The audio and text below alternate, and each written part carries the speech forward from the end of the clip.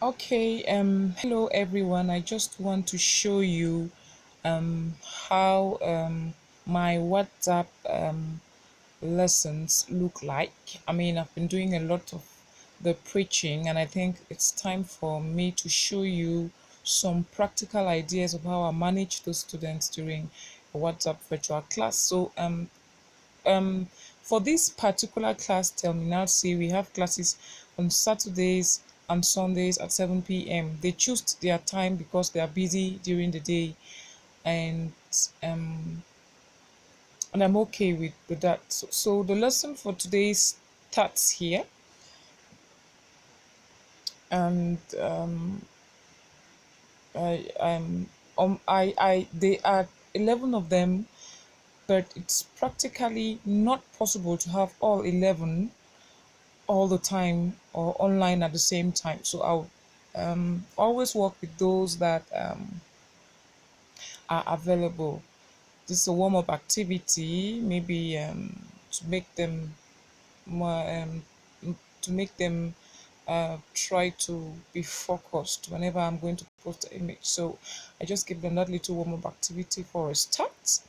And I did a little bit of some sort of roll call for those who are just watching and who do not want to talk, and that's how the lesson starts. And was talking about comparatives and superlatives today. So I posted these two images and I asked them to compare the images, and they tried to compare them as they could. Um, Even though that was not exactly what I was expecting, but there was some sort of comparison. And I had to ask them to use adjectives to compare the no, mistake, and no, to compare the sentences. And someone, Dibala for instance, would say rose octopus is enjoy and blue octopus is angry. And I'm always amazed whenever I do these lessons because the students are so natural, and it's a very exciting experience. So I gave them clue number two. um can we use happy to compare octopus rose and octopus blue?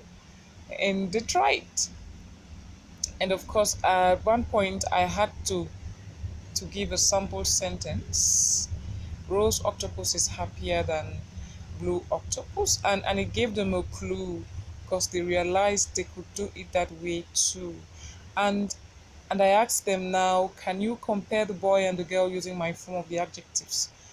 And I think it was easier because Onana, for instance, said the boy is taller than the girl, so they easily could give me sentences because I was more precise. And now, to go into details, I had to show them this image.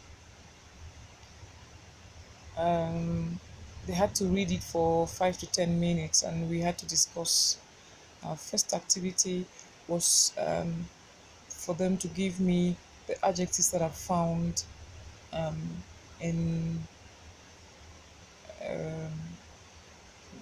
in the texts of the series of sentences, and afterwards we try to see the various forms that those adjectives took. And at last we talked about how to form superlatives and comparatives. And when I give the lessons, I always ask them to have their exercise books with them so they can jot notes from time to time so they wouldn't forget.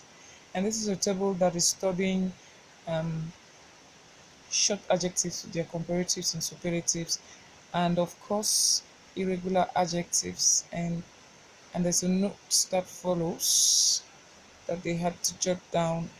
They were very active, and I was amazed by the know-how. It's true, it's a terminal class. But I was happy with the feedback, and since we had run out of time, I had to give them this exercise for homework, and that's it.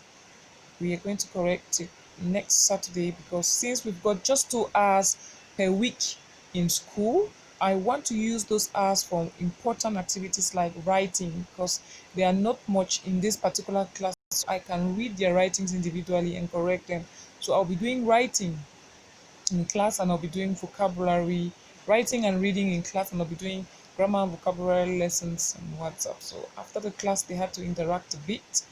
And when they were already going out of hand, I think I had to send them to bed.